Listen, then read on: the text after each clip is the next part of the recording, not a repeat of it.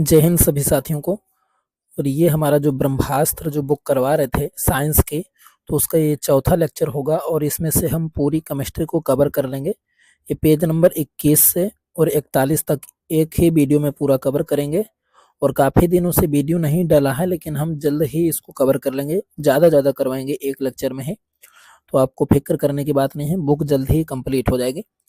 बाकी इसमें देखते हैं, हमने काफ़ी पहले भी बता चुके हैं कई बार कि जो बुक है तो काफ़ी बेनिफिशियल है।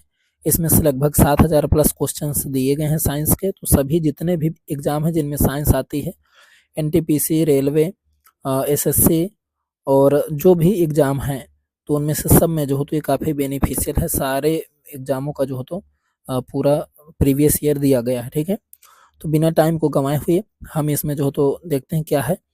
और इसके अलावा पीडीएफ की बात करें तो पीडीएफ आपको टेलीग्राम में मिल जाएगी, और टेलीग्राम का जो हो तो लिंक वो आपको यूट्यूब चैनल में दिया गया है। ठीक है, जिसे नहीं पता चलता है तो कमेंट बॉक्स में आकर के पूछ सकते हैं। तो देखते हैं यहाँ पे पहला क्वेश्चन क्या है। चौथा लेक्चर हो गया केमिस्ट्री का, और इसमें से हमारी पूरी जो केमिस्ट्री है वो कंप्लीट हो जाएगी। ठीक है, तो देखते हैं पहला क्वेश्चन क्या है। परनेट्रिक एसिड का सूत्र क्या है, तो H2NO2 परनेट्रिक एसिड का सूत्र है। अगला क्वेश्चन है, गेहूं, जई और लिग्नाइट। गेहूं, जई और लिग्नाइट में सबसे कम वजन आयतन अनुपात किसका होता है, तो लिग्नाइट का होता है। ठीक है, आगे देखें, 4 गैर लौह चुंबकीय पदार्थों के नाम बताइए। तो जिनमें लौह चुंबकीय, गैर लौह चुंबकीय मतलब जिनमें चुंबकीय गुण नहीं पाया जाता है, तो निकेल, जिप्सम, एल्युमिनियम और क्वार्ट्ज, इनमें चुंबकीय गुण नहीं पाया जाता है। अगला क्वेश्चन है, आंतरिक दहन इंजन में सिलेंडर क्या करता है, तो यह हवा और पेट्रोल का मिश्रण करता है। ठीक है, अगला क्वेश्चन है, कार निकास प्रदूषकों को कम करने के लिए विशेष फिल्टर का उपयोग किया जाता है। तो किसका उपयोग किया जाता है फिल्टर के रूप में, तो कैटालिटिक कन्वर्टर का उपयोग किया जाता है। ठीक है, आगे बात करें तो ठोस पदार्थ पिघलने पर आमतौर पर क्या करते हैं, तो फैलते हैं। ठीक है, अगला क्वेश्चन है, पानी की तुलना में बर्फ की घनत्व कितनी होती है, पानी से कम हो जाती है। इसको मैंने पिछले लेक्चरों में समझाया था कैसे कम हो जाती है। ठीक है, आगे देखते हैं, एक तटस्थ धातु गोले को एक धनात्मक रूप से आवेशित कांच की छड़ से संपर्क करने पर क्या होता है, तो गोला इलेक्ट्रॉन खो देता है। ठीक है, आगे देखें तो डेनियल सेल में किस किस इलेक्ट्रोलाइट का उपयोग किया जाता है, तो H2SO4 सल्फ्यूरिक एसिड का प्रयोग किया जाता है। अगला क्वेश्चन है, परमाणु त्रिज्या किस इकाई में व्यक्त की जाती है, तो एंगस्ट्रॉम में व्यक्त की जाती है। अगला क्वेश्चन है, अर्धचालक कैसे बनते हैं, तो सह संयोजक बंधों द्वारा बने होते हैं। अगला क्वेश्चन क्या है, सिलिकॉन का परमाणु क्रमांक कितना होता है, तो 14 होता है। अगला क्वेश्चन है, कौन से विकिरण में सबसे अधिक प्रवेश शक्ति होती है, तो गामा किरणों में सबसे अधिक प्रवेश की क्षमता होती है।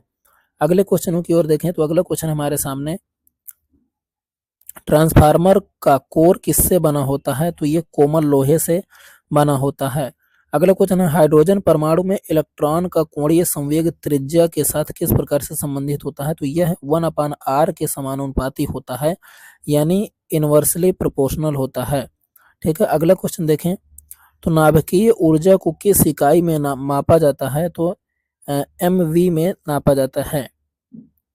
अगले क्वेश्चन की बात करें तो अगला क्वेश्चन हमारे सामने यहाँ पे जो MEV का जो फुल फॉर्म होता है, तो मेगा इलेक्ट्रोवोल्ट होता है। क्या होता है, मेगा इलेक्ट्रोवोल्ट, तो इसको थोड़ा सा याद रखना है। अगला क्वेश्चन है, लेड एसिड बैटरी में ऊर्जा किस रूप में संग्रहित होती है, तो रासायनिक ऊर्जा के रूप में।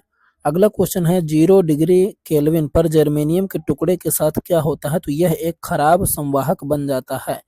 अगला क्वेश्चन है, भौतिक परिवर्तनों के उदाहरण क्या है, तो लोहे की छड़ को चुंबकित करना और बर्फ को पिघलाना, ये सारे क्या हैं, भौतिक परिवर्तन हैं। अगला क्वेश्चन है, मोमबत्ती के जलने पर किस प्रकार का परिवर्तन होता है, तो रासायनिक परिवर्तन है, क्योंकि एक बार मोमबत्ती जलने के बाद दोबारा मोमबत्ती नहीं बनती। अगला क्वेश्चन है, आइसोबार्स का कारण कौन से कण होते हैं, तो बीटा कण होते हैं। अगला क्वेश्चन है, किस प्रकार के विकिरण में सबसे कम ऊर्जा का उत्सर्जन होता है, तो एक्सरे में। अगला क्वेश्चन है, ताप का स्रोत क्या होता है, तो कैसीराइट होता है, कैसिटराइट होता है। अगला क्वेश्चन है, किस धातु में सबसे अधिक प्रतिशत कार्बन पाया जाता है, तो कच्चे लोहे में। अगला क्वेश्चन है, जलाशयों में शैवाल के विकास की रोकथाम के लिए ब्लीचिंग पाउडर का उपयोग किया जाता है। ठीक है, अगले क्वेश्चन की ओर बढ़ें। ये हमारा पेज नंबर 21 खत्म हुआ। आगे देखते हैं 22 नंबर में। पहला क्वेश्चन है इसमें से, बहुत अधिक दबाव पर वास्तविक गैसों की मात्रा आदर्श गैस की तुलना में कैसी होती है? यह कम मात्रा घेरती है। अगला क्वेश्चन है, सबसे कुशल चक्र क्या है जब समान अधिकतम दबाव और ऊष्मा इनपुट दिया जाता है? तो द्विक दहन चक्र सबसे कुशल चक्र कौन सा होता है? तो द्विक दहन चक्र होता है। अगला क्वेश्चन है यहाँ पे, अब इसमें आपको SW क्या है, द्विक दहन चक्र आपको सर्च करना है और इसके बारे में जानकारी इकट्ठा करना है। अगला क्वेश्चन है, ब्लास्ट फर्नेस में किस ईंधन का उपयोग किया जाता है? तो कोक का उपयोग किया जाता है। अगला क्वेश्चन है, स्पॉट ब्लेडिंग इलेक्ट्रोड के सिरे के लिए किस धातु का उपयोग किया जाता है? तो तांबा का उपयोग किया जाता है। अगला क्वेश्चन है, गैस बिल्डिंग में तटस्थ ज्वाला में एसिटिलीन और ऑक्सीजन का अनुपात कितना होता है? क्या होता है? तो लगभग 12।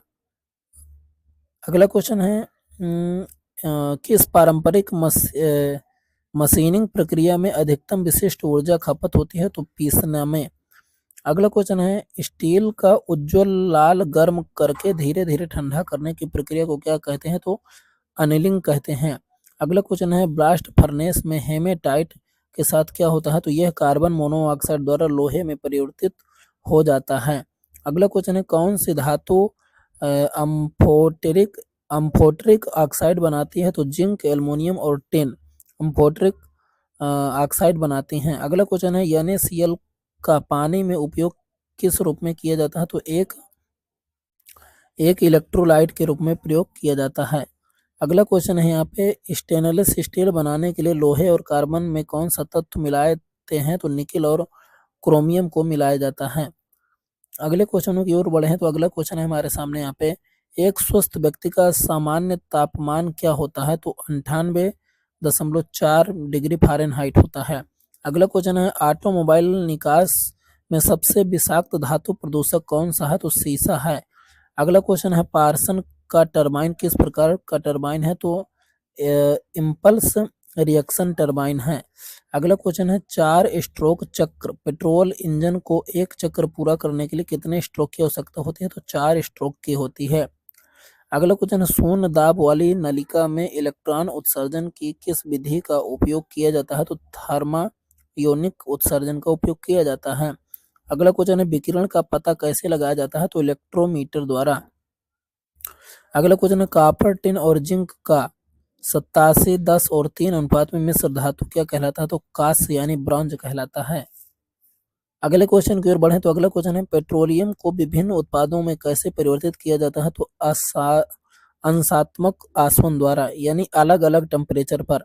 अगला क्वेश्चन है, सोडियम क्लोराइड को किस नाम से जाना जाता है? तो नमक या हाइलाइट के नाम से जाना जाता है। अगला क्वेश्चन है, O2 या OH समूह वाला लवण क्या कहलाता है? तो मूल लवण यानी बेसिक साल्ट कहलाता है। अगला क्वेश्चन है, आवर्त सारणी में समूह के तत्वों को क्या कहा जाता है? क्षार धातुएं या एल्कली मेटल्स कहा जाता है। अगला क्वेश्चन है, बीटा किरणें किस प्रकार की विकिरण होती हैं? तो नकारात्मक रूप से आवेशित विकिरण होती हैं। अगला क्वेश्चन है, NaCl किस प्रकार का उत्पाद है? तो एक मजबूत अम्ल और एक मजबूत क्षार का उत्पाद है। अगले क्वेश्चन की ओर बढ़ें। तो अगला क्वेश्चन है हमारे सामने यहाँ पे, तेल के हाइड्रोजनीकरण प्रक्रिया में किस उत्प्रेरक का उपयोग किया जाता है? तो निकेल का प्रयोग किया जाता है। अगला क्वेश्चन है, पायरेक्स ग्लास किससे बना होता है? तो बेरियम सिलिकेट और सोडियम सिलिकेट से बना होता है। अगले क्वेश्चन की बात करें तो एल्डिहाइड का क्रियात्मक समूह CHO है। अगला क्वेश्चन है, अयस्कों की अस्थिर अशुद्धियों को मजबूत हीटिंग द्वारा हटाने की प्रक्रिया को क्या कहते हैं? तो कैल्सिनेशन कहा जाता है। अब यहाँ से क्या है, जो विभिन्न परीक्षाओं में पूछे गए प्रश्न हैं तो उनको अलग से कुछ दिया गया है। अब यहाँ पे देखते हैं पहला क्वेश्चन हमारे सामने क्या है,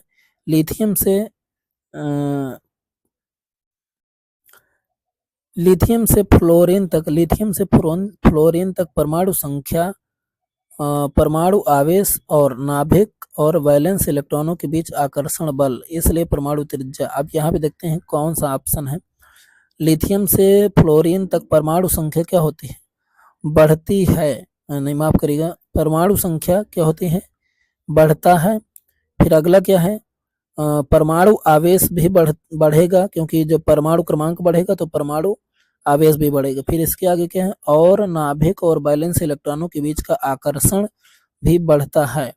अगला क्या है, इसलिए परमाणु त्रिज्या क्या होती है, परमाणु त्रिज्या कम हो जाती है। क्या होती है, परमाणु त्रिज्या कम हो जाती है। क्यों, क्योंकि जो इलेक्ट्रॉनों का, अब यहाँ पे थोड़ा साइड समझते हैं। जैसे मान कर चलिए, जैसे ये कुछ कक्षाएं हैं और इनमें से जैसे यहाँ पे कुछ इलेक्ट्रॉन, 2 इलेक्ट्रॉन है, यहाँ पर क्या है, 2 इलेक्ट्रॉन है। तो इन दोनों के बीच में जो आकर्षण बल होगा वो कम होगा। मान कर चलिए कि यहाँ पर 4 इलेक्ट्रॉन हो जाएं और 2 इधर से हो जाएं, तो इनको ये ज़्यादा तेजी से आकर्षित करेंगे। तो जितना इनका त्रिज्या होना चाहिए उसके अपेक्षा क्या होगा, कम होगा, क्योंकि ये आकर्षित कर रहे हैं एक दूसरे को, और इसके कारण क्या हो गया, इनका जो त्रिज्या है वो क्या हो गई, छोटी हो गई, संकुचित हो जाती है। ठीक है, आगे बात करें तो किन कारकों ने वैज्ञानिकों को तत्वों को वर्गीकृत करने के लिए प्रेरित किया। तो यहाँ पर क्या हो जाएगा, सी ऑप्शन दिया है। सी ऑप्शन में हमारा कौन सा दिया है, 1, 2, 3। तत्वों के संश्लेषण की विभिन्न विधियां, तत्वों के विभिन्न स्रोत और तत्वों के विभिन्न गुण, तीनों जो हो तो ये इनको वर्गीकृत करने के लिए वैज्ञानिकों को प्रेरित करती हैं। अगला क्वेश्चन है, समूह 16 के तत्वों में निम्नलिखित में से किसमें अधिकतम गैर धातु वर्ड है। तो ऑक्सीजन क्या है, गैर धातु वर्ड है, एलिमेंट है।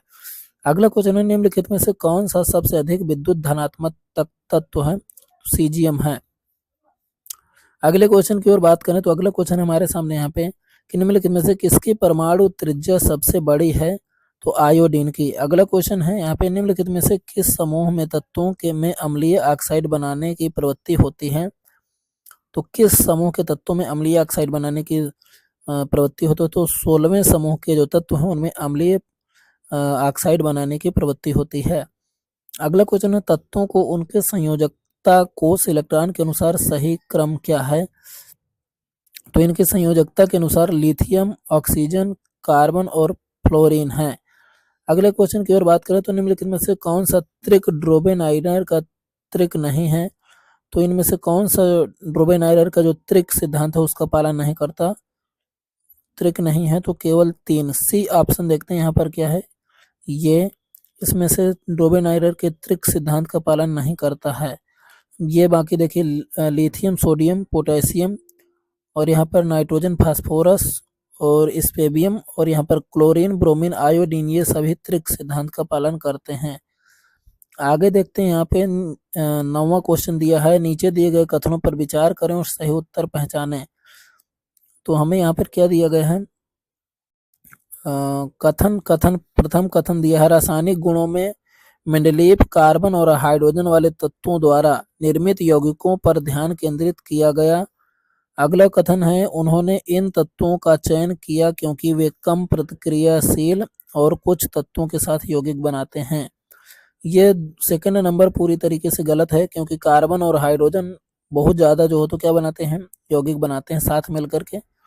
और यहाँ पर देखिए दोनों कथन गलत दिए गए हैं, यानी ए और दो दोनों गलत हैं। अगले क्वेश्चन की ओर बात करें तो अगला क्वेश्चन है, वर्तमान में 118 तत्व ज्ञात है जिनमें से 94 घटित होने वाले तत्व हैं। 94 क्या है, प्राकृतिक होंगे। ठीक है, अगला क्वेश्चन है, 4 अलग अलग तत्व और परमाणु क्रमांक दिए गए हैं। बेरिलियम, आप करिएगा यहाँ पर शायद परमाणु क्रमांक बस दिया गया है 11, 19, 37। आवर्त सारणी में पदों के संदर्भ में, हाँ यहाँ पे ABC जो लिखा है तो कोई तत्व तो नहीं है, यहाँ पर के सिंबल दे दिया है ऐसे। ठीक है, प्रतीकात्मक रूप से माना दे दिया है। तो 9, 11, 19, 37 आवर्त सारणी में पदों के संदर्भ में इनमें से बेजोड़ को चुने। तो यहाँ पर जो ए है, तो आवर्त सारणी जो ए वाला है तो यह क्या होगा, अलग होगा। बाकी ये तीनों सभी 11, 19, 37 से एक ही आवर्त सारणी में आएंगे। ठीक है, एक ही आवर्त में आ रहे हैं। इसीलिए मैं बोलता हूं कि आवर्त सारणी का आपको बहुत डिटेल से जो हो तो एनालिसिस करना पड़ेगा, क्योंकि आवर्त सारणी से बहुत सारे क्वेश्चन हमारे आते हैं। ठीक है, तो उसमें से लगभग 40 तक आपको परमाणु क्रमांक ये सारा याद होना चाहिए। और इसके अलावा किस वर्ग में कौन सा तत्व आता है, किस समूह में कौन सा तत्व आता है, ये सारी चीजें वहां पर जो तो मायने रखती हैं। इनर्ट गैसें वगैरह से काफी क्वेश्चन आते हैं। अगला क्वेश्चन है, ए जिसकी मॉडर्न आवर्त सारणी में स्थिति उसके गुण के आधार पर असंगत है, इसका इलेक्ट्रॉनिक विन्यास क्षार धातुओं के समान है लेकिन यह द्विपरमाणु कणों के रूप में मौजूद है। बी वह तत्व है जो अल्प आवर्त में सोडियम के तुरंत बाद आता है और आधुनिक आवर्त सारणी में समूह में संबंधित है। ए बी सी को पहचाने। तो ए क्या हो जाएगा, हमारा हाइड्रोजन हो जाएगा। क्यों, यहाँ पे देखते हैं, जिसका मॉडर्न आवर्त सारणी में स्थिति उसके गुणों के आधार पर असंगत है। ठीक है। अगला क्वेश्चन है, बी क्या हो जाएगा, मैग्नीशियम, क्योंकि यहाँ पर बी वह तत्व है जो अल्प आवर्त में सोडियम के तुरंत बाद आता है। तो सोडियम मैग्नीशियम, सोडियम के तुरंत बाद मैग्नीशियम आता है। ठीक है। आगे देखते हैं, और आवर्त सारणी में सी को पहचाने। तो यहाँ पर सी के बारे में क्या दिया गया है, सी कार्बन, सी दो है, हाइड्रोजन और हीलियम। सी क्या है, हीलियम के बारे में बता रहा है। ठीक है। तो इस तरीके से आगे देखते हैं, यहाँ पे आवर्त सारणी में परमाणु आकार क्या होता है, घटता है बाएं से दाएं और ऊपर से नीचे क्या होता है, बढ़ता है। ठीक है। अगला क्वेश्चन की ओर बढ़े तो अगले क्वेश्चन है हमारे सामने यहाँ पे, निम्नलिखित में से कौन सा मेंडलीव के वर्गीकरण की आवर्त विशेषता नहीं है। तो मेंडलीव की जो आवर्तीकरण की विशेषता नहीं है, तो आइसोटोप्स की सही स्थिति, ये जो हो तो सही स्थिति नहीं दे पाया। ठीक है। आगे बात करें तो अगला क्वेश्चन है, नीचे दिए गए कथनों पर विचार करें और सही उत्तर चुनें। तो यहाँ पर क्या लिखा है, किसी आवर्त में बाएं से दाएं जाने पर परमाणु त्रिज्या बढ़ती है, और अगला लिखा है किसी आवर्त में बाएं से दाएं जाने पर परमाणु आवेश बढ़ता है। तो केवल कथन दो सही है। ठीक है। किसी आवर्त में बाएं से दाएं जाने पर परमाणु आवेश बढ़ता है, लेकिन बाएं से दाएं जाने पर परमाणु त्रिज्या बढ़ती नहीं है। ठीक है। अगला देखते हैं, इलेक्ट्रॉनों की कुल संख्या के संदर्भ में CL_M कोष का क्रम क्या है। तो MLK है, MLK कोष होंगे। ठीक है। इलेक्ट्रॉनों की कुल संख्या के संदर्भ में, यानी सबसे ज्यादा जो इलेक्ट्रॉन आएंगे वो किस में आएंगे, M में आएंगे, फिर L में, फिर K में।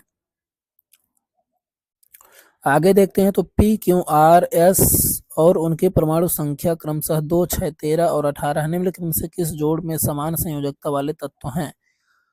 तो P और S में, तो यहाँ पर जो हो तो क्या हो जाएंगे, इनमें से समान संयोजकता वाले तत्व मिलते हैं। ठीक है। आगे देखते हैं, समान संयोजकता वाले तत्व हैं। अगला क्वेश्चन है, निम्नलिखित में से किस तत्व की संयोजकता 3 है। तो एल्युमिनियम की जो संयोजकता है वो क्या है, 3 है। अगला क्वेश्चन है, निम्नलिखित में से कौन सा ड्रोबेनाइडर के त्रिक का मुख्य दोष है। तो ड्रोबेनाइडर के त्रिक का मुख्य दोष यह है कि वह तत्वों के 3 से अधिक त्रिक बनाने में असमर्थ था। मतलब 3 ही त्रिक बना पाया। ठीक है। 3 जोड़े ही बना पाया 3 तत्वों के। अगला क्वेश्चन है, ऑक्सीजन के सबसे बाहरी आवरण में 6 इलेक्ट्रॉन होते हैं। अगला क्वेश्चन है, कार्बन परमाणु में L सेल में कितने इलेक्ट्रॉन मौजूद होते हैं। तो 4 मौजूद होते हैं। अगला क्वेश्चन है, जैसे जैसे हम समूह में नीचे जाते हैं तो क्षारीय ऑक्साइड बनने की प्रवृत्ति क्या होती है, तो बढ़ती जाती है। अगला क्वेश्चन है, निम्नलिखित में से कौन सा तत्व सबसे अधिक विद्युत ऋणात्मक है। तो क्लोरीन है, होता है। कौन सा होता है, क्लोरीन होता है। अगला तत्व कौन सा है, मेंडलीव की आवर्त सारणी में तत्वों के परमाणु द्रव्यमान और उनके बीच संबंध की जांच की गई है। तो भौतिक और रासायनिक गुणों दोनों के बीच संबंध की जांच की गई है। अब यहाँ पे थोड़ा सा ऊपर का देखते हैं, जैसे विद्युत ऋणात्मकता। विद्युत ऋणात्मकता क्या है, तो विद्युत ऋणात्मक जब विद्युत धनात्मकता आएगी तो उसमें मतलब इलेक्ट्रॉन देने की क्षमता कितनी अधिक है, और जब ऋणात्मकता आएगी तो इलेक्ट्रॉन लेने की क्षमता कितनी ज्यादा है, वो क्या है, विद्युत ऋणात्मकता है। ठीक है। आगे बात करें यहाँ पे, तो अगला क्वेश्चन हो जाएगा हमारे सामने। अगला क्वेश्चन है हमारे साथ यहाँ पे, निम्नलिखित में से कौन सा गुण आवर्त सारणी में तत्वों की स्थिति को नियंत्रित नहीं होता। तो तत्वों का रंग। ठीक है। अगला क्वेश्चन है, निम्नलिखित में से किस तत्व का प्रभावी परमाणु आवेश सबसे अधिक है। तो फ्लोरीन का। अगला क्वेश्चन है, एक तत्व X क्लोरीन के साथ मिलकर एक यौगिक XCl बनाता है। X को आवर्त सारणी के बाईं ओर रखा गया है। तत्व X के निम्नलिखित में कौन सा कथन सही है? यह केवल धातु होना चाहिए।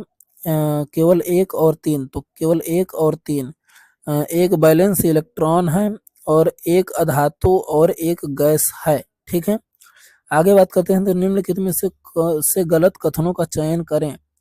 तो गलत कथनों का चयन करना है। तो मेंडेलीव ने तत्वों के परमाणु संख्या के बीच संबंध की जांच की है। ये क्या है? गलत है। मेंडेलीव ने तत्वों की परमाणु संख्या के बीच संबंध की जांच की, तो ये कौन सा, ये कथन क्या हो जाएगा? गलत हो जाएगा। ठीक है, अगले क्वेश्चनों की ओर हम बढ़ेंगे।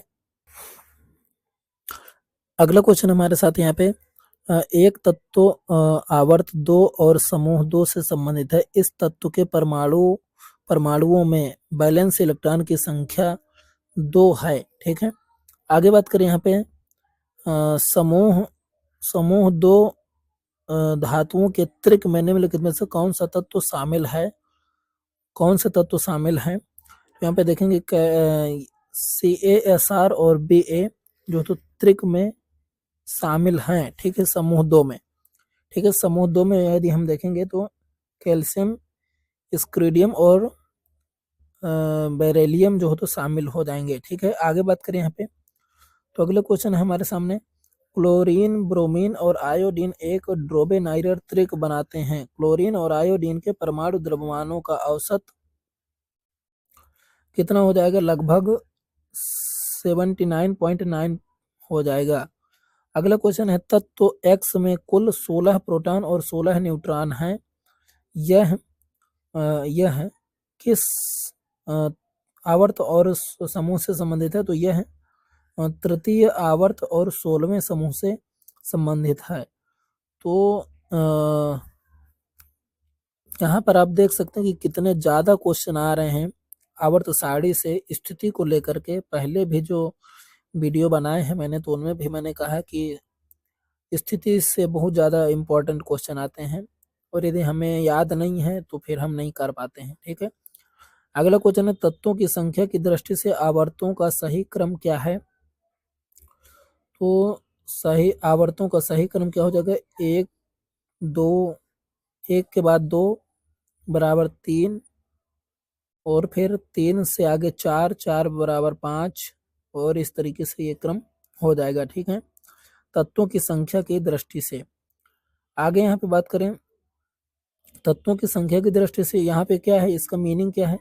मतलब एक से ज़्यादा किस में है? 2 में है, लेकिन जितने 2 में है उतने ही 3 में है, क्योंकि 2 बराबर 3 लिखा है। फिर 3 से ज़्यादा 4 में है, लेकिन जितने 4 में है उतने 5 में है। ठीक है, इस तरीके से। अगला क्वेश्चन है यहाँ पे, जब भी किसी आवर्त में बाएं से दाएं चलते हैं तो धनात्मक लक्षण क्या होता है? बाएं से दाएं जाने पर धनात्मक लक्षण क्या होना चाहिए? घटेगा। क्या होगा? घटेगा। लेकिन जब ऊपर से नीचे की तरफ आएंगे तो धनात्मक लक्षण बढ़ता है। ठीक है, अगले क्वेश्चन की ओर बढ़े। तो अगला क्वेश्चन हमारे साथ यहाँ पे, न्यूलैंड का अष्टक नियम, न्यूलैंड का अष्टक नियम केवल हल्के तत्व के साथ अच्छा काम करता है। ठीक है, आगे बात करें यहाँ पे तो क्रमशः 15, 16, 17, 18 संख्या वाले तत्व कौन से हैं? फास्फोरस, सल्फर, क्लोरीन और आर्गन। ठीक है, अगला क्वेश्चन है, निम्नलिखित में से किस तत्व की परमाणु त्रिज्या सबसे अधिक है? तो लिथियम की। अगला क्वेश्चन है, ईका एल्युमिनियम के ऑक्साइड से मेल खाता है? तो Ga2O3। गैलेनियम है। ठीक है, गैलेनियम ट्राई ऑक्साइड। अगला क्वेश्चन है, नाइट्रोजन परमाणु का कौन सा कोष N2 अणु के निर्माण में भाग लेता है? तो एल्युमिनियम। ठीक है, अगला क्वेश्चन है, दूसरे आवर्त के तत्वों के लिए कौन सा कथन सही है? तो दूसरे आवर्त के तत्वों के लिए कथन सही है, उनमें से बैलेंस इलेक्ट्रॉनों की संख्या समान नहीं होती है, लेकिन उनमें कोषों की संख्या समान होती है। ठीक है, अगले पेज पे चलें। तो अगला पेज का पहला क्वेश्चन है, मेंडेलीव की आवर्त। अगला क्वेश्चन हमारे साथ यहाँ पे, मेंडेलीव की आवर्त सारणी में तत्वों के हाइड्राइड और ऑक्साइड सूत्र किस स्थिति में लिखे हैं? तो शीर्ष स्थिति में लिखे हैं। ठीक है, आगे बात करें यहाँ पे तो समूह 14 का निम्नलिखित में से कौन सा तत्व एक उपधातु है? तो गैलेनियम। ठीक है, आगे बात करें यहाँ पे तो अगला क्वेश्चन है निम्नलिखित में से कौन सा तत्व एक उपधातु है? तो सुरमा एक क्या है? उपधातु है। आगे बात करें यहाँ पे तो अगला क्वेश्चन है निम्नलिखित में से किस तत्व में 2 वैलेंस इलेक्ट्रॉन के साथ 3 कोष हैं? तो मैग्नीशियम। अगला क्वेश्चन है आधुनिक आवर्त सारणी में क्रमशः हैलोजन और कार्बन परिवार के समूह संख्याएं क्या हैं? तो इसमें से हाइड्रोजन और कार्बन, तो यहाँ पे हाइड्रोजन कौन सा हो जाता है? 17 नंबर का जो समूह है, तो उसमें से हाइड्रोजन और कार्बन 14 नंबर पे। आगे बात करें तो मेंडलीव की आवर्त सारणी के बारे में कौन सा कथन गलत है? तो इसमें से पहला पॉइंट दिया है तत्वों को उनके बढ़ते परमाणु द्रव्यमान के क्रम में व्यवस्थित किया जाता है। अगला पॉइंट दिया है तत्वों के गुण उनके परमाणु क्रमांक के आवर्ती फलन बताए गए हैं। तो यहाँ पर ये गलत है क्योंकि यहाँ पर परमाणु क्रमांक के आवर्ती फलन नहीं बताया गया था मेंडलीव की आवर्त सारणी में, ये परमाणु द्रव्यमान के आवर्ती फलन बताया गया था। परमाणु क्रमांक में जो हो तो बाद में जो हो तो इसमें ऐड किया गया है। ठीक है, अगले क्वेश्चन की ओर बढ़ें तो अगला क्वेश्चन हमारे साथ यहाँ पे अगला क्वेश्चन आ जाएगा आधुनिक आवर्त सारणी में ट्रिब्यूलेरियम परमाणु क्रमांक जिसका 52 है परमाणु क्रमांक वाले तत्वों से घिरा हुआ है। तो इसके अगल बगल कौन से तत्व हैं? तो 34, 51, 53 और 84 से घिरा हुआ है। ठीक है, अगला क्वेश्चन है मेंडलीव की आवर्त सारणी किस वर्ष एक जर्मन जर्नल में प्रकाशित हुई थी? तो 1872 में। अगला क्वेश्चन है शुरुआती दिनों में तत्वों का वर्गीकरण उनके परमाणु के अनुसार करने का प्रयास किया गया था। तो किसके अनुसार होगा? गुण के अनुसार। किसके अनुसार हो जाएगा? गुण के अनुसार। अगला क्वेश्चन है मॉडर्न आवर्त सारणी में कौन सा तत्व समूह 11 से संबंधित नहीं है? तो Hg। मरकरी जो हो तो संबंधित नहीं है। अगला क्वेश्चन है समूह 1 के निम्नलिखित तत्वों को उनके परमाणु त्रिज्या के घटते क्रम में व्यवस्थित करें। परमाणु संख्याएं कोष्टक में दी गई हैं। आगे देखते हैं यहाँ पे कैसे करना है। सीजियम, रुबिडियम, पोटेशियम, सोडियम और लिथियम, इस तरीके से इनको जो तो अरेंज किया गया है। अगला क्वेश्चन है आधुनिक आवर्त सारणी में समूह के नीचे नए कोषों को जोड़ने का परिणाम होता है। तो क्या होता है? परमाणु आकार और परमाणु आवेश में वृद्धि होती है। ठीक है, अगले क्वेश्चन की ओर बढ़ें तो अगला क्वेश्चन हमारे सामने यहाँ पे आधुनिक आवर्त सारणी में समूह 2 के तत्वों को क्षारीय पृथ्वी धातुओं के रूप में भी जाना जाता है। अगला क्वेश्चन है निम्नलिखित में से किस धातु का इलेक्ट्रॉनिक विन्यास 284 है? तो 10, 4, 14, 14 किसका जो तो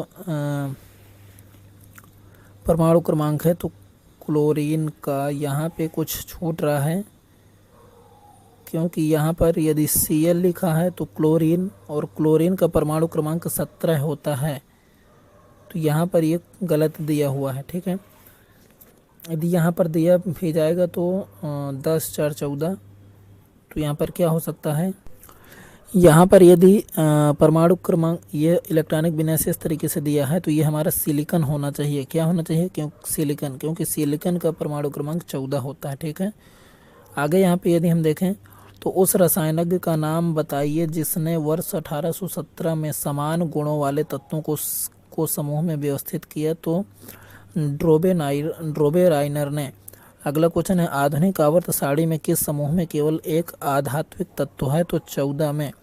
अगला क्वेश्चन की बात करें तो निम्नलिखित में से तत्वों के किस समूह की खोज मेंडलीव की आवर्त सारणी में नहीं की गई थी? तो उत्कृष्ट गैसें, आदर्श गैसों का जो समूह है आवर्त है तो जो 18वें नंबर का है, माफ़ करिएगा, जो समूह 18वां है तो उसका जो है तो मेंडलीव की आवर्त सारणी में ऐड नहीं किया गया था।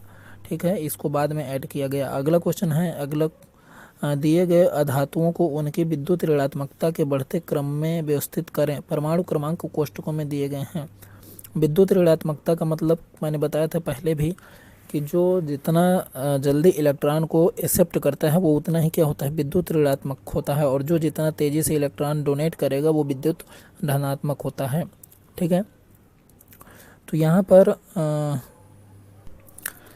पर क्या हो जाएगा? टेलेरियम, ये Te से क्या हो जाएगा? टेलेरियम, और Se से सेलेनियम और सल्फर और ऑक्सीजन। ठीक है, इस तरीके से हो जाएगा। आगे बात करें यहाँ पे तो अगला है यहाँ पे निम्नलिखित में से एक ही समूह से संबंधित तत्वों का कौन सा जोड़ा समान रासायनिक गुण प्रदर्शित करता है। तो इसमें हो जाएगा AN और P। AN मतलब सोडियम समूह से संबंधित तत्वों का कौन सा जोड़ा, AN मतलब सोडियम और P मतलब फास्फोरस। ठीक है, अगले क्वेश्चन की ओर बढ़ें तो अगला क्वेश्चन हमारे सामने यहाँ पे अगला क्वेश्चन हो जाएगा हमारे साथ, आधुनिक आवर्त सारणी में धात्विक गुणों की प्रवृत्ति के संबंध में निम्नलिखित में से कौन सा कथन सही है। तो यहाँ पर धात्विक गुण के संबंध में कौन सा कथन सही है, देखते हैं। धात्विक गुण एक आवर्त में घटता जाता है और एक समूह में नीचे बढ़ता जाता है। अगला पॉइंट क्या है यहाँ पे, धात्विक गुण एक आवर्त में घटता जाता है और एक समूह में नीचे की ओर स्थिर रहता है। तो नीचे की ओर स्थिर नहीं रहता है। ठीक है, नीचे की ओर स्थिर नहीं रहता है, बढ़ता जाता है, नीचे की ओर बढ़ता जाता है, यहाँ पर लिखा भी है। तो ये हमारा सही हो जाएगा ए ऑप्शन। ठीक है, अगला क्वेश्चन देखते हैं कि मेंडलीफ की आवर्त सारणी के अनुसार हाइड्रोजन की तरह हाइड्रोजन भी में मौजूद होते हैं। त्रिपरमाणविक में, द्विपरमाणविक में, मोनो आटोमोनिक में या टेट्रा परमाणुक में। तो क्या हो जाएगा, द्विपरमाणु अणु में हाइड्रोजन भी उपस्थित होता है। अगला क्वेश्चन है यहाँ पे, आधुनिक आवर्त नियम के संबंध में निम्नलिखित में से कौन सा कथन सही है। तो ये कौन सा कथन सही हो जाएगा, एक तटस्थ परमाणु में परमाणु संख्या इलेक्ट्रॉनों या प्रोटॉनों की संख्या के बराबर होती है। ठीक है, जो परमाणु संख्या होती है वो क्या होती है, इलेक्ट्रॉनों या प्रोटॉनों की संख्या के बराबर होती है किसी भी एलिमेंट में। अगला क्वेश्चन देखते हैं, मॉडर्न आवर्त सारणी में तत्वों का इलेक्ट्रॉनिक विन्यास 2 और 8 है, तो तत्व में रखा गया है 18वें समूह में। ठीक है, अगला क्वेश्चन है पेज नंबर 29 है ये। अगला क्वेश्चन इसमें क्या आंसर लिखा है, ड्रोबेनाइनर के ट्रायड्स के अनुसार निम्नलिखित में से कौन सा तत्व कैल्शियम और बेरियम के बीच रखा जा सकता है। Ca का परमाणु द्रव्यमान 40.1 और बेरिलियम का परमाणु द्रव्यमान 137.3 है। तो इसमें से कौन सा रखा जा सकता है, क्लोरीन को रखा जा सकता है जिसका परमाणु द्रव्यमान 35.5 है। अगले क्वेश्चन की ओर बात करें तो कौन सा तत्व सिलिकॉन के समान संयोजकता को दर्शाता है। तो सिलिकॉन के समान संयोजकता को कौन दर्शाता है, तो कार्बन और जर्मेनियम दर्शाते हैं। अगला क्वेश्चन है, धात्विक गुण का सही बढ़ता हुआ क्रम कौन सा है। तो जर्मेनियम, गैलेनियम, स्कैंडियम और कैडियम। ठीक है, अगला बात करें यहाँ पे तो अगला क्वेश्चन है, निम्न के तत्वों में से तत्वों को बढ़ते परमाणु क्रमांक के रूप में व्यवस्थित करें। तो यहाँ पर हो जाएगा बेरिलियम, ऑक्सीजन, नियॉन और क्या हो जाएगा, पोटेशियम। अगला बात करें तो न्यूलैंड के अष्टक नियम के अनुसार पोटेशियम और तांबे के बीच कितने तत्व मौजूद हैं। तो 7 तत्व मौजूद हैं। अगला क्वेश्चन है, न्यूलैंड द्वारा किन 2 तत्वों को एक ही खांचे में रखा गया था। तो CO और कोबाल्ट और निकिल को। अगला क्वेश्चन है, तत्वों को उनके के आधार पर वर्गीकृत किया गया था। तो पहले परमाणु क्रमांक के आधार पर और इसके बाद परमाणु द्रव्यमान के आधार पर। तो यहाँ पर देखते हैं कौन सा लिखा है। तो यहाँ पर दिए गए हैं अलग अलग भौतिक और साथ ही अलग अलग रासायनिक गुण के आधार पर। ये भी जो तो ऑप्शन में सही होगा। अगला क्वेश्चन है, न्यूलैंड के अष्टक नियम के अनुसार निम्नलिखित में से किस तत्व के गुण समान हैं। तो बेरिलियम और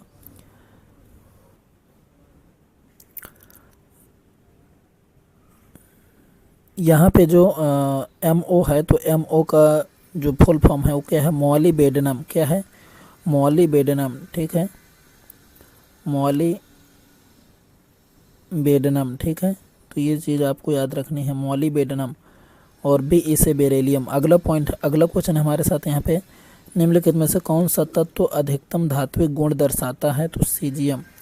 आगे बात करें यहाँ पे तो मॉडर्न आवर्त सारणी में क्रमशः परमाणु संख्या 11, 12, 13, 14, 15, 16 से 18 वाले तत्वों की स्थिति के संबंध में निम्नलिखित में से कौन सा कथन गलत है। तो इसमें गलत कथन छांटना है। तो ये तत्व आधुनिक आवर्त सारणी के तीसरे आवर्त से संबंधित हैं, ये तत्व आधुनिक आवर्त सारणी के दूसरे आवर्त के हैं। अगला पॉइंट है इसमें से, इन तत्वों के परमाणु में इलेक्ट्रॉन KLM कोषों में भरे होते हैं और आधुनिक आवर्त सारणी में इन तत्वों को समान आवर्त में रखा गया है, तो ये तत्व आधुनिक आवर्त सारणी के दूसरे आवर्त से संबंधित हैं। ये कथन हमारा क्या है, गलत हो जाएगा। तो किस ऑप्शन में है, ए नंबर में है, तो ए नंबर हमारा गलत है। ठीक है, आगे बात करें यहाँ पर, तो अगला क्वेश्चन हमारे सामने, परमाणु त्रिज्या के सही बढ़ते क्रम का चयन करें।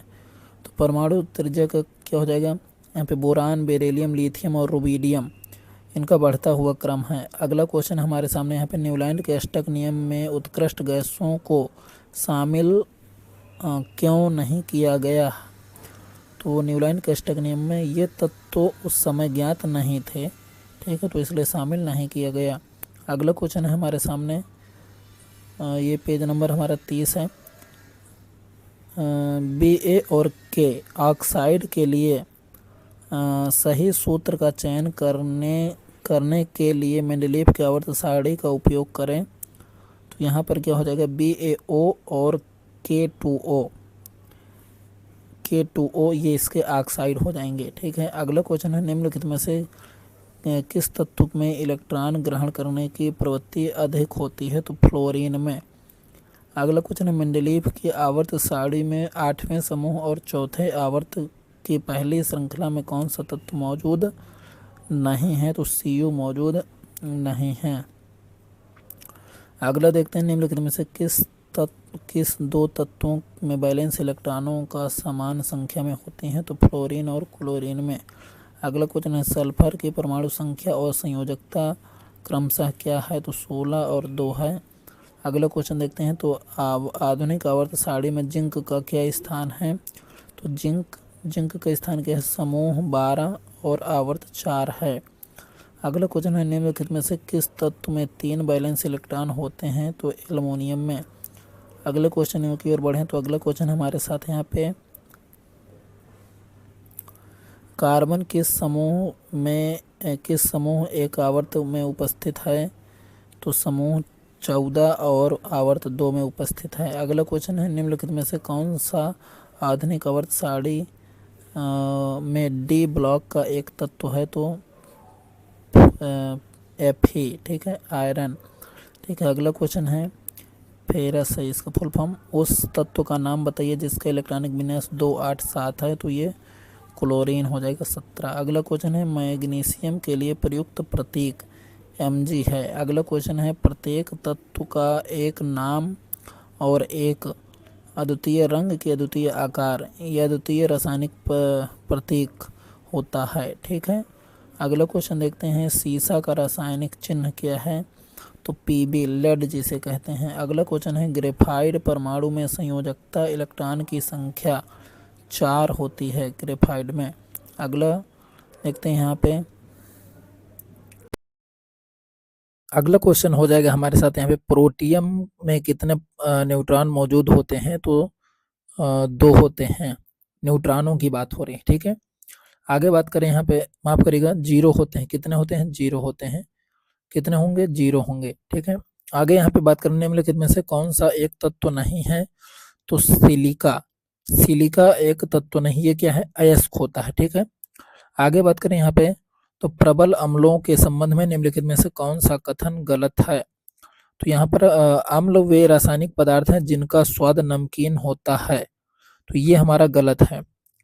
देखते हैं आगे यहाँ पे पॉइंट क्या क्या लिखे हैं, सभी खनिज अम्ल प्रबल होते हैं, सभी खनिज अम्ल प्रबल होते हैं। तो यहाँ पे गलत वाले का बताना है, तो ये लगभग प्रबल होते हैं सभी।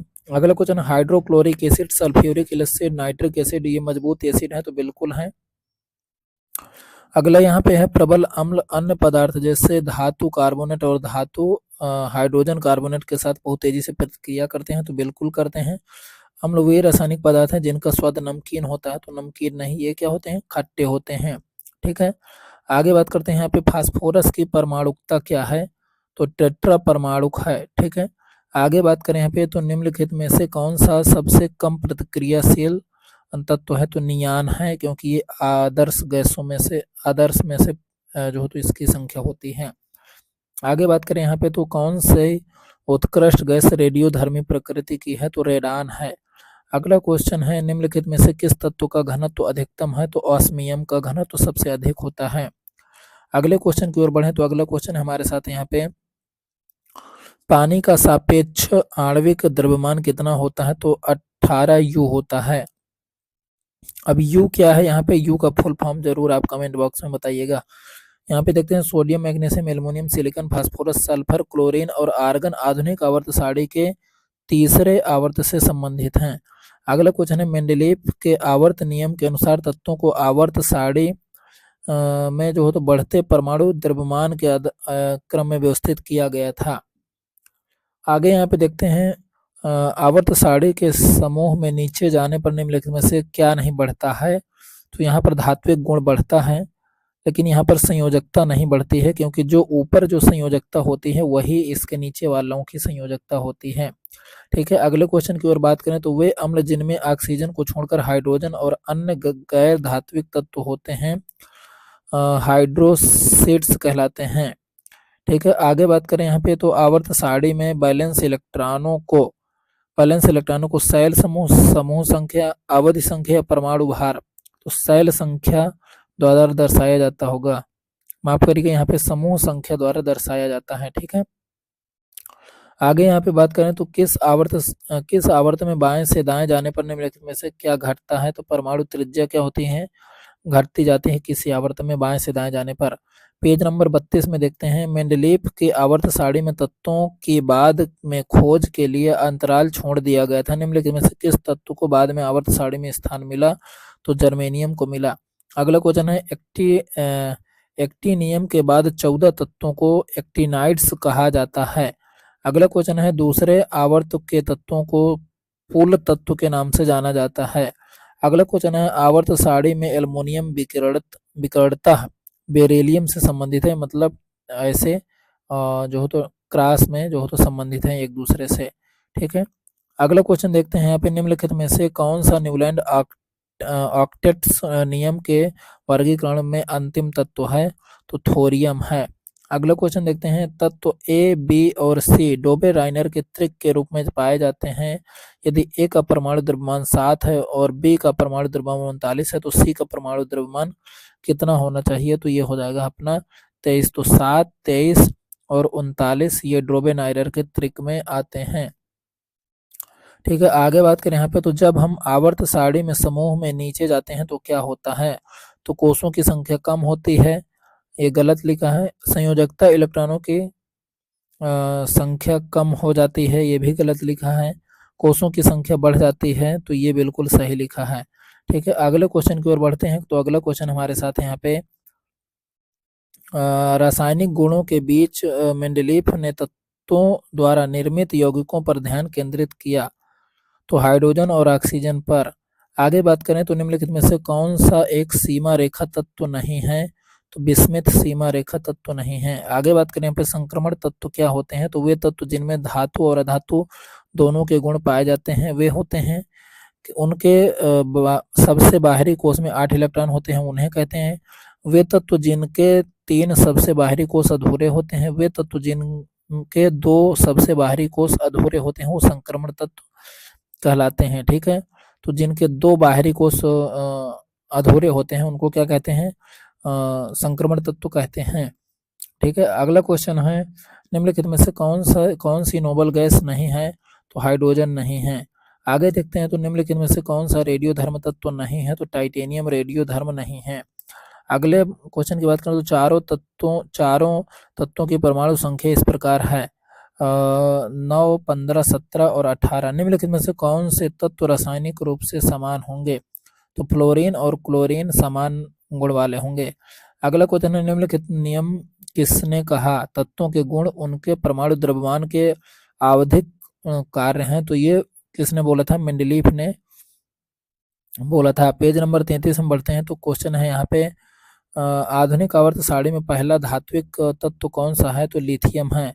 अगला क्वेश्चन है मेंडलीव की आवर्त सारणी में निम्नलिखित में से किस तत्व ने ई का एल्युमिनियम स्थान लिया है, तो गैलेनियम ने। अगला क्वेश्चन है आधुनिक आवर्त सारणी में दोनों आवर्तों में से प्रत्येक में 8 तत्व हैं, तो 2 और 3 में।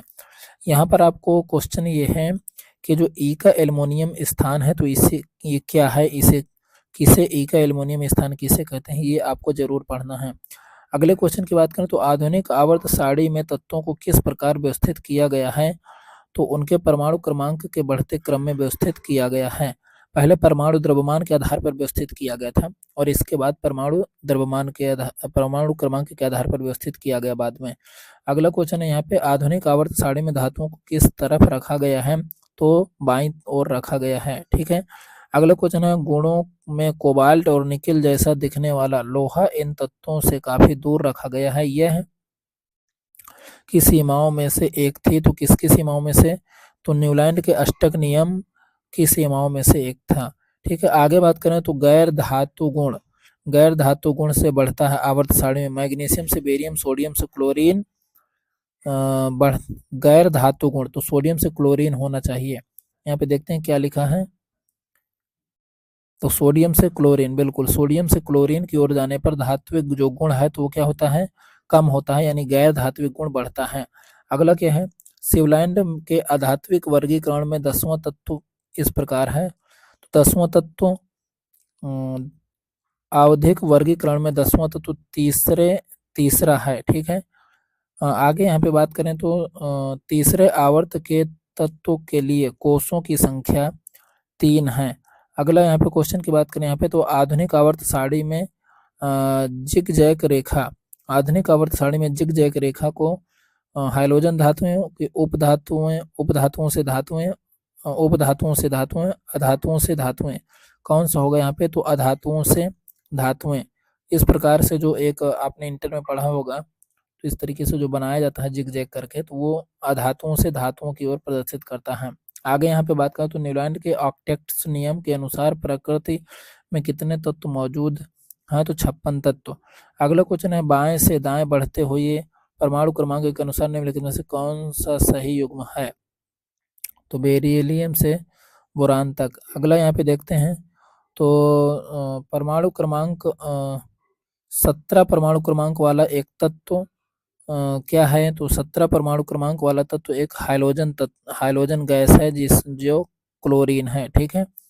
आगे यहाँ पे बात करें तो अगला क्वेश्चन है हमारे सामने यहाँ पे निम्नलिखित में से कौन से कथन सत्य या असत्य हैं, तो कथन पहला दिया हुआ है किसी आवर्त में बाएं से दाएं जाने पर तत्वों की रासायनिक क्रियाशीलता पहले घटती है और फिर बढ़ती है। तत्वों की रासायनिक क्रियाशीलता पहले घटती है फिर बढ़ती है। आगे बात करें यहाँ पर तो आवर्त सारणी में समूह में नीचे और जाने पर अधातुओं की रासायनिक प्रतिक्रियाशीलता बढ़ जाती है, तो इसमें एक बी कथन सत्य है, लेकिन कथन ए सत्य है लेकिन बी गलत है। अब यहाँ पे देखते हैं जो कथन ए जो है तो सत्य है और बी गलत है, तो यहाँ पर जब हम बी में बाएं से दाएं जाते हैं, माफ करिएगा, जब नीचे से समूह नीचे जाने पर अधातुओं की रासायनिक प्रतिक्रियाशीलता बढ़ती है, तो जब हम नीचे जाते हैं तो अधातुएं नहीं आती हैं, नीचे जाने पर धातुओं के गुण बढ़ते जाते हैं, तो इसलिए भी गलत हो जाता है। ठीक है। आगे बात करें यहाँ पे तो क्वेश्चन है तत्व फ्लोरीन, क्लोरीन, ब्रोमीन, आयोडीन और एटी का फुल फॉर्म देखते हैं अभी। एटी का फुल फॉर्म है यहाँ पे एस्टाटाइन को आमतौर पर एटी से एस्टाटाइन को आमतौर पर हाइड्रोजन तत्व के रूप में जाना जाता है। ठीक है। आगे बात करें यहाँ पे तो अगला क्वेश्चन है निम्नलिखित में से कौन सा कथन गलत है, तो कथन ब्लीचिंग पाउडर में हल्के पीले रंग का पाउडर होता है, शुष्क NH3 गैस लाल लिटमस को नीला कर देती है। अगला है वर्षा जल का pH लगभग 7 होता है, और अगला को यहाँ पे पॉइंट है अम्लीय वर्षा का pH 5.6 होता है। यहाँ पर क्या गलत छांटना है, तो चौथा तीसरा सही होंगे शायद। ठीक है। और सी केवल 2 शुष्क NH3 गैस लाल लिटमस को नीला कर देती है, ये वाला हमारा क्या है, कथन गलत है। ठीक है। आगे यहाँ पे बात करें तो मॉडर्न आवर्त सारणी में क्षार धातुओं को किस समूह में रखा गया है, तो पहला समूह में रखा गया है। अगला क्वेश्चन है निम्नलिखित कथनों में से कौन सा सत्य है, तो दो समूह के तत्वों को क्षार धातुएं कहा जाता है, एक समूह के तत्वों को क्षारीय धातुएं कहा जाता है, 17 समूह के तत्वों को हाइड्रोजन कहा जाता है, तो सत्य वाला छांटना है, तो सी भी सही है और बी भी सही है। यहाँ पे देखते हैं क्या पॉइंट लिखा है, केवल सी, केवल 3, मतलब केवल 3 वाला जो पॉइंट है हमारा वो सही है। तो यहाँ पे देखते हैं 3 वाला मतलब जो माफ करिएगा, सी 3, ये केवल तीसरा ऑप्शन सही है। 17 समूह में हाइड्रोजन तत्व दिए गए हैं, ठीक है। तो यही केवल कथन तीसरा वाला सत्य है, ठीक है। आगे देखते हैं, आधुनिक आवर्त सारणी के निम्नलिखित समूहों में से उत्कृष्ट गैसों को किस समूह में रखा गया है? तो 18वें समूह में। अगला क्वेश्चन है, निम्नलिखित में से किस में सबसे बड़ा आकार का परमाणु है? तो सबसे बड़ा आकार का परमाणु एल्युमिनियम का है। इन चारों जो ऑप्शन दिए हैं इनमें से है, ठीक है। आगे बात करते हो, तो निम्नलिखित में से कौन सा कथन संक्रमण तत्वों के लिए सबसे उपयुक्त है? तो संक्रमण तत्वों के लिए उनके 3 सबसे बाहरी कोष अधूरे होते हैं, ये गलत है। उनके 2 सबसे बाहरी कोष अधूरे होते हैं, ये क्वेश्चन पहले भी आया है, ठीक है। अगला क्वेश्चन देखते हैं, निम्नलिखित में से कौन सा तत्व न्यूलैंड के अष्टक नियम का अंतिम तत्व है? तो थोरियम है, ये क्वेश्चन भी आ चुका है। अगला क्वेश्चन है, आधुनिक आवर्त सारणी में समान अवधि में मौजूद तत्वों को कोषों की संख्या समान होती है, ठीक है। अगला क्वेश्चन है, हाइड्रोजन में सबसे अधिक इलेक्ट्रॉन बंधुता क्लोरीन तत्व की होती है।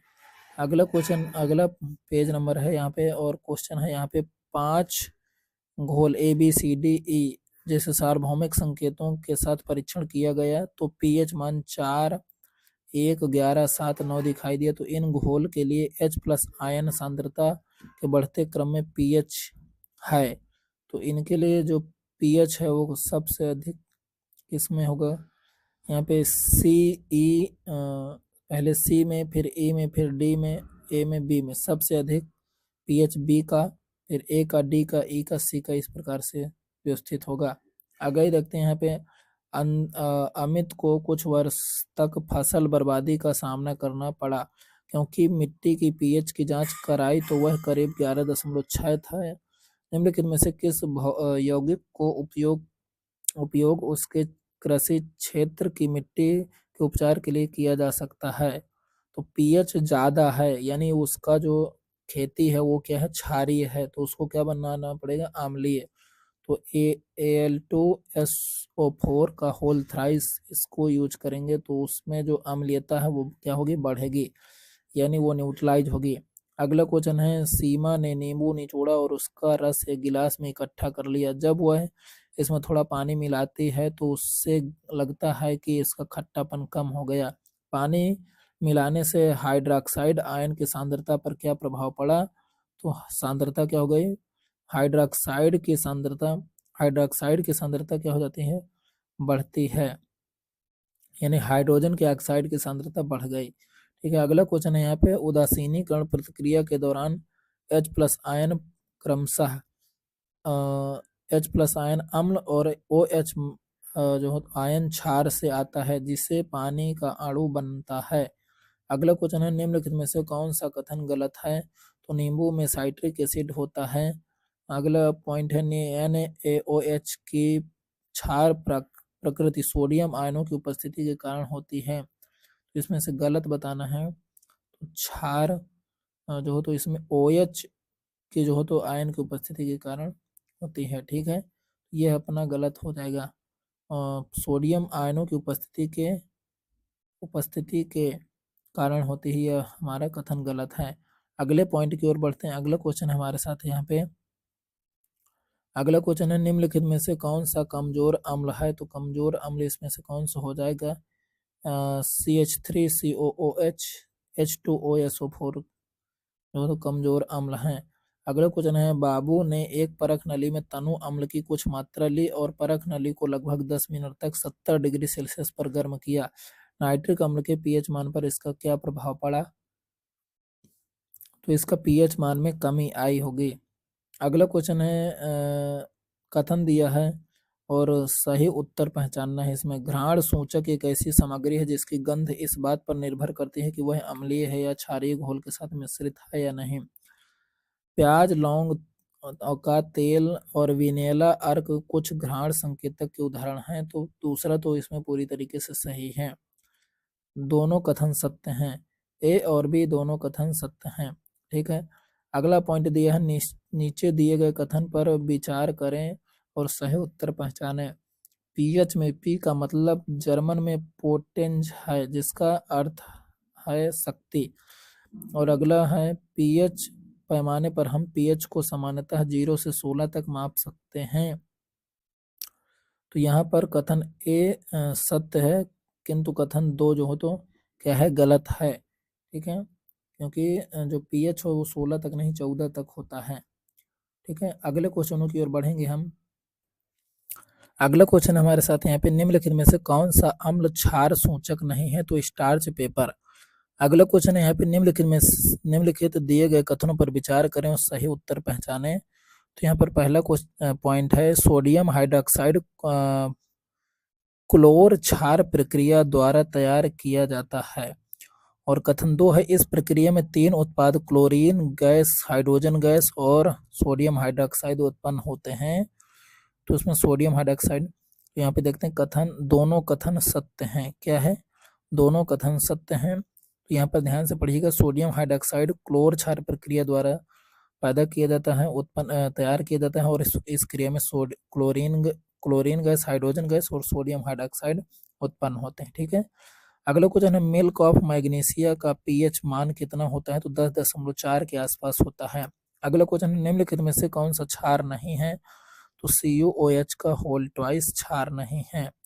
अगला क्वेश्चन है, सूरजमुखी का पौधा 6.2 से 6.7 पीएच रेंज वाली मिट्टी में सबसे अच्छा बढ़ता है। यदि किसी बगीचे की पीएच मिट्टी 5 है तो वह सूरजमुखी उगाने के लिए मिट्टी में कौन सा पदार्थ मिलाना पड़ेगा? तो यहाँ पर नींबू पीएच मान 5 है, तो यहाँ पर नींबू मिलाना पड़ेगा। पीएच मान यदि 5 है तो सूरजमुखी उगाने के लिए मिट्टी में कौन सा पदार्थ मिलाना पड़ेगा? तो यहाँ पर नींबू, ये तो एसिडिक है, और एसिडिक में पहले से यदि एसिड है और नींबू क्या है, एसिड है, तो यदि एसिड और मिला दिया जाएगा। जबकि पीएच मान 6.7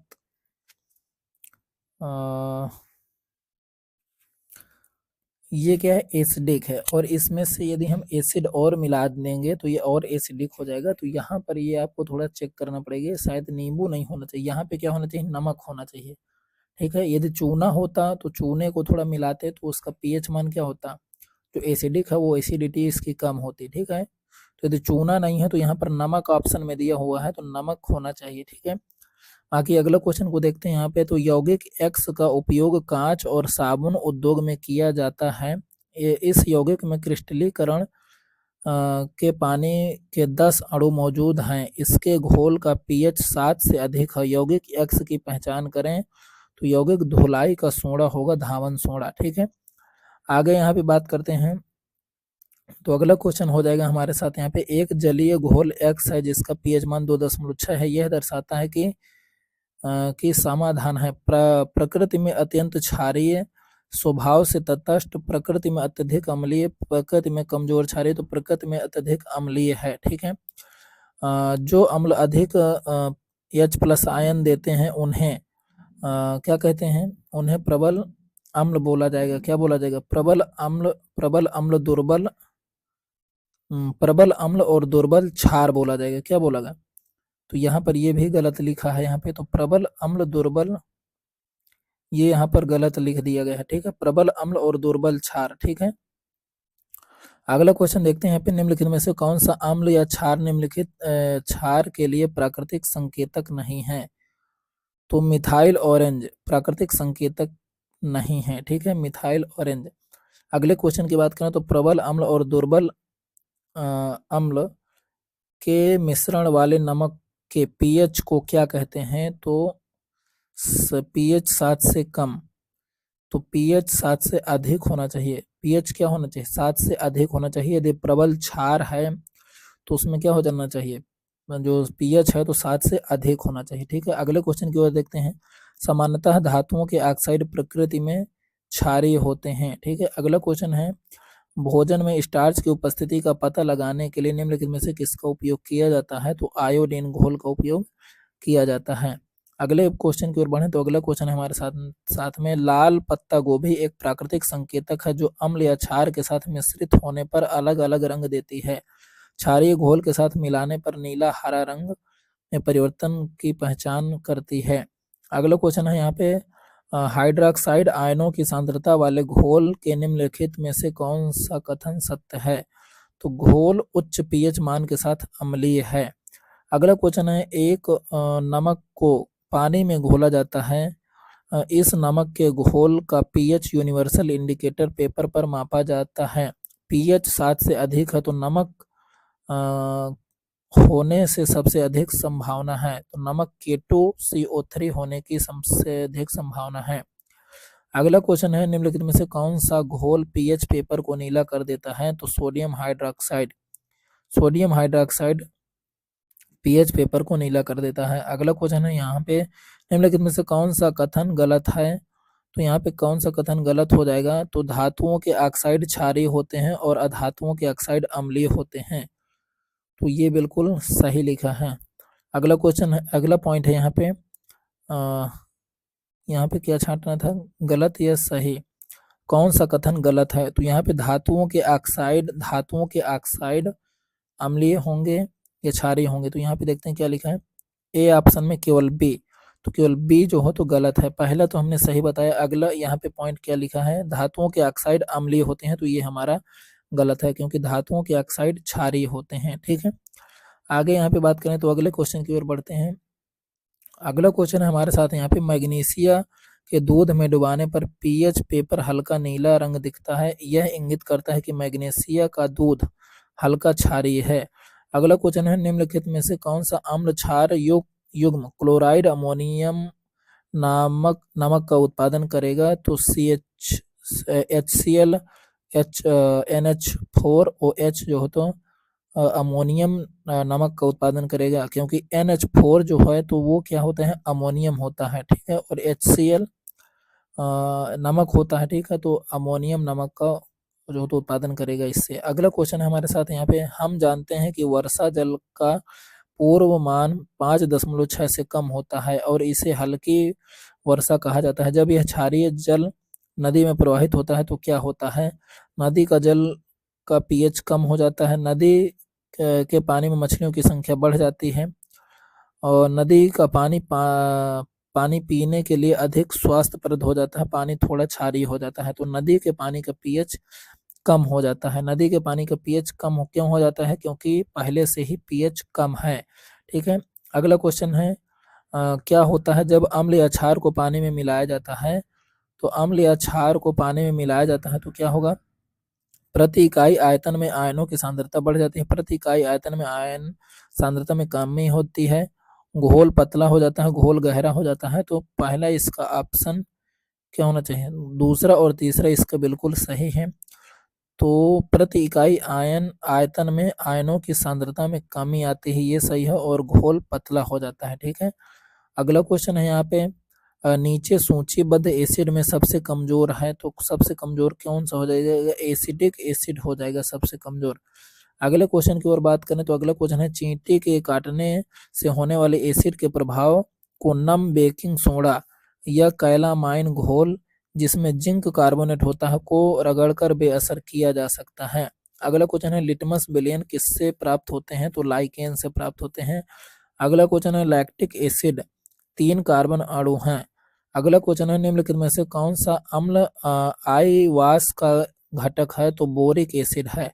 अगला क्वेश्चन है, कमजोर अम्ल और उसके नमक के घोल को बफर घोल कहा जाता है। अगला क्वेश्चन है, निम्नलिखित में से किसमें हाइड्रोजन आयनों की सांद्रता सबसे अधिक है?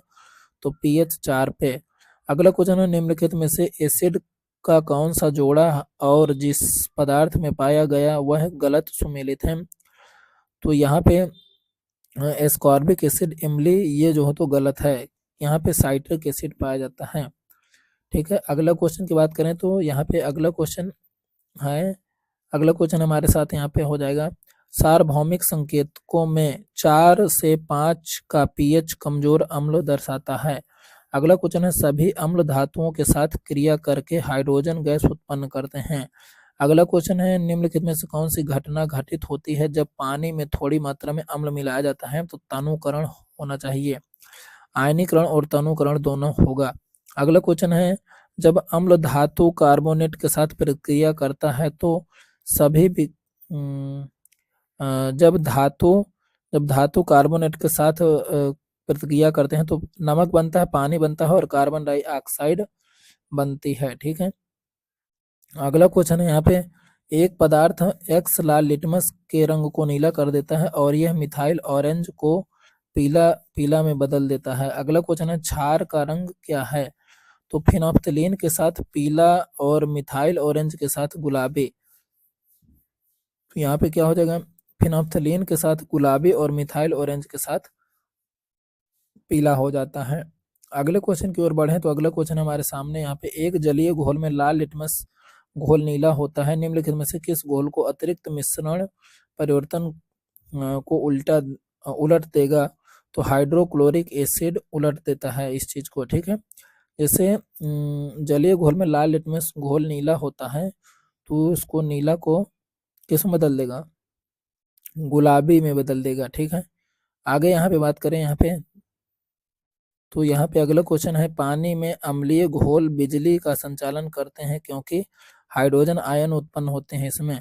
अगला क्वेश्चन है अधातुओं के ऑक्साइड प्रकृति में अम्लीय होते हैं। अधातुओं के ऑक्साइड प्रकृति में क्या होते हैं? अम्लीय होते हैं। और धातुओं के ऑक्साइड क्या होते हैं? क्षारीय होते हैं। निम्नलिखित अगला क्वेश्चन निम्नलिखित में से कौन सी गैस सल्फर डाइऑक्साइड और कार्बन मोनोऑक्साइड के साथ अम्लीय वर्षा का कारण बनती है? तो नाइट्रोजन ऑक्साइड। अगला क्वेश्चन है एक क्षारीय घोल हल्दी संकेतक के रंग को पीला से लाल में बदल देता है। अगला क्वेश्चन है मिथाइल ऑरेंज अम्लीय माध्यम में लाल, क्षारीय माध्यम में पीला। अम्लीय माध्यम में लाल और क्षारीय माध्यम में पीला होता है। अगला क्वेश्चन है निम्नलिखित में से प्रकृति में क्षारीय है? तो NaOH क्या है? क्षारीय प्रवृत्ति का है। अगले क्वेश्चन की ओर बढ़े तो अगला क्वेश्चन है हमारे साथ यहाँ पे निम्नलिखित में से किसका उपयोग यह जांचने के लिए किया जाता है कि कोई पदार्थ अम्लीय या क्षारीय प्रकृति का है? तो सूचक। अगला क्वेश्चन है फिनोप्थलीन क्षार में गुलाबी हो जाता है। अगला क्वेश्चन है एक पदार्थ जो समन्वय सहसंयोजक बंधन बनाने के लिए इलेक्ट्रॉनों की एक जोड़ी दान करता है उसे क्या कहते हैं? लुईस क्षार कहा जाता है। अगला क्वेश्चन है सोडियम कार्बोनेट एक मोल नमक है क्योंकि यह दुर्बल अम्ल और प्रबल क्षार है। क्या है ये? दुर्बल अम्ल और प्रबल क्षार है। अगला क्वेश्चन है क्षार सार्वभौमिक संकेतक नीले बन जाते हैं। अगला क्वेश्चन निम्नलिखित में से कौन सा कथन अम्ल के बारे में सत्य है? तो यह खट्टा करे और नीले लिटमस को लाल में बदल देता है, यही सत्य है। अगला क्वेश्चन की बात करें तो अगला क्वेश्चन हमारे सामने यहाँ पे लाल चींटियों में निम्नलिखित में से कौन सा अम्ल मौजूद होता है? तो फॉर्मिक एसिड मौजूद होता है। अगला क्वेश्चन है धातुएं अम्ल के साथ क्रिया करके नमक और हाइड्रोजन देती हैं, बिल्कुल सत्य है। अगला क्वेश्चन है दांतों में सड़न तब शुरू होती है जब मुंह का पीएच मान क्या हो जाता है? 5.5 से भी कम हो जाता है। ठीक है, अगला पॉइंट है निम्नलिखित में से कौन सा अम्ल का वास्तविक गुण नहीं है? तो अम्ल नीले लिटमस को लाल कर देता है। या अम्ल स्वाद में खट्टा होता है तो ये प्रकृति होती है। अम्ल क्षार के साथ नमक बनाते हैं, ये भी सही है। अम्ल स्वाद में कड़वा होता है तो ये गलत है। अगला क्वेश्चन है निम्नलिखित में से एक उभयधर्मी ऑक्साइड है? तो एल्युमिनियम ऑक्साइड एक उभयधर्मी ऑक्साइड है। अगला क्वेश्चन है जब सोडियम कार्बोनेट हाइड्रोक्लोरिक एसिड के साथ प्रतिक्रिया करता है तो कार्बन डाइऑक्साइड गैस निकलती है। अगला क्वेश्चन है हमारे साथ यहाँ पे अगला क्वेश्चन हमारे साथ हो जाएगा यहाँ पे कि शुष्क लिटमस पेपर पर शुष्क HCl गैस की क्या क्रिया होती है?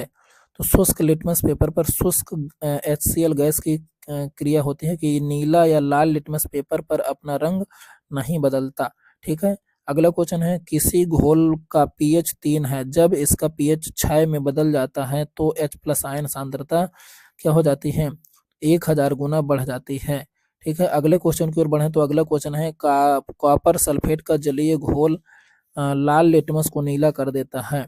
अगला क्वेश्चन है एक घोल का पीएच जिसकी हाइड्रोजन आयन सांद्रता 110 मोल प्रति लीटर है कि क्या होगी, 5 होगी। अगला क्वेश्चन है, यदि कोई घोल नीले लिटमस को लाल कर देता है तो इसका पीएच कितना हो सकता है, तो इसका पीएच 6 हो सकता है, क्योंकि ये क्या है, अम्ल है। अगला क्वेश्चन है, अधातुएं ऑक्साइड आमतौर पर अम्लीय होते हैं।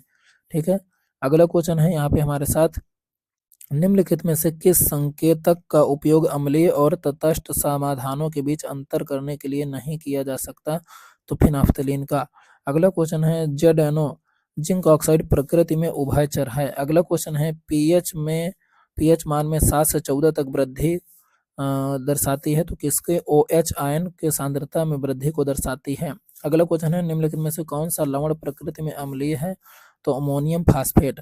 अगला क्वेश्चन है, निम्नलिखित में से कौन सा आम तौर पर सटीक पीएच मान के संकेत के रूप में उपयोग किया जाता है, तो सार्वभौमिक संकेतक के रूप में। अगला क्वेश्चन है, एल्युमिनियम ऑक्साइड प्रकृति में उभयधर्मी है। अगला क्वेश्चन है यहाँ पे हमारे साथ, निम्नलिखित में से कौन सा घोल सबसे अधिक अम्लीय है, तो कौन सा घोल सबसे अधिक अम्लीय है, तो पीएच मान जो तो निम्नलिखित में से कौन सा घोल सबसे अधिक अम्लीय है, तो पीएच मान जिसका 0 है वो क्या है, सबसे अधिक अम्लीय है। ठीक है, तो अगला क्वेश्चन यहाँ पे 0 लिखा हुआ है। अगला क्वेश्चन है, मानव शरीर में 7 से 7.8 के पीएच रेंज के भीतर काम करता है।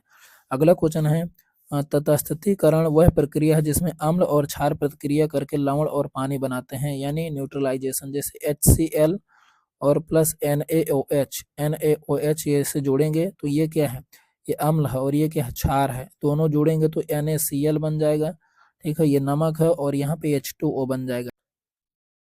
अगला क्वेश्चन हो जाएगा हमारे साथ यहाँ पे कि धातुओं के ऑक्साइड प्रकृति में क्षारीय होते हैं, अर्थात वे अम्ल के साथ मिलकर नमक और पानी बनाते हैं। निम्नलिखित में से विषम धातु ऑक्साइडों का चयन करें, तो इनमें से कौन सी हो जाएगी, Al2O3 जो हो, तो ये क्या है, विषम ऑक्साइड है। आगे यहाँ पे बात करें, यहाँ पे अगला क्वेश्चन है यहाँ पे NaCl।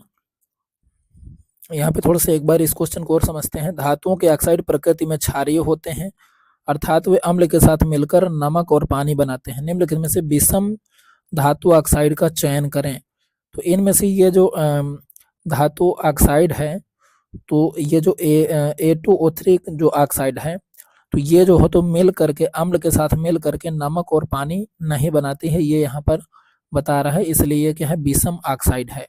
ठीक है, अगले क्वेश्चन की बात करें यहाँ पे, NaCl एक नमक है जो प्रबल अम्ल और प्रबल क्षार है। क्या है, प्रबल अम्ल और प्रबल क्षार है। ठीक है, अगले यहाँ पे क्वेश्चन की बात करें, यहाँ पे हमारा पूरा द एंड होता है पूरे जो हो तो केमिस्ट्री का। पेज नंबर 41 तक था, 1 से लेकर के 41 तक, और ये ब्रह्मास्त्र जो बुक है तो इसमें जो केमिस्ट्री है तो 41 पेज नंबर तक ही है। ठीक है, तो ये हमने आज 21 से 41 तक का पेज नंबर कवर किया एक ही जो हो तो वीडियो में। तो वीडियो थोड़ा सा लंबा हो गया है, लेकिन जो हो तो आप इसको एक बार में नहीं तो 2 बार में 3 बार में जरूर जो हो तो देख सकते हैं। ठीक है, तो जैसा हम आपसे वादा किए हैं कि जल्द से जल्द इस बुक को कंप्लीट करवाएंगे, तो हम अपने वादे को पूरा करेंगे। बाकी आप जो हो तो चैनल को आगे से आगे प्रमोट करें, अपने दोस्तों के पास शेयर करें इसे, और इसके अलावा कमेंट बॉक्स में अपना फीडबैक ज़रूर दें। ये ज़रूर हो सकता है कि कहीं ना कहीं थोड़ा बोलने में या हो सकता है कुछ एरर हो सकती हैं, क्योंकि ह्यूमन एरर जो हो तो होती ही है सबसे, तो इसके लिए मैं क्षमा प्रार्थी रहूँगा आपसे। और टेलीग्राम चैनल में आपको इसकी PDF मिल जाएगी पूरी, तो वहाँ से आप PDF जो हो तो डाउनलोड कर सकते हैं, पढ़ सकते हैं। तो आज के लिए इतना ही, जय हिंद।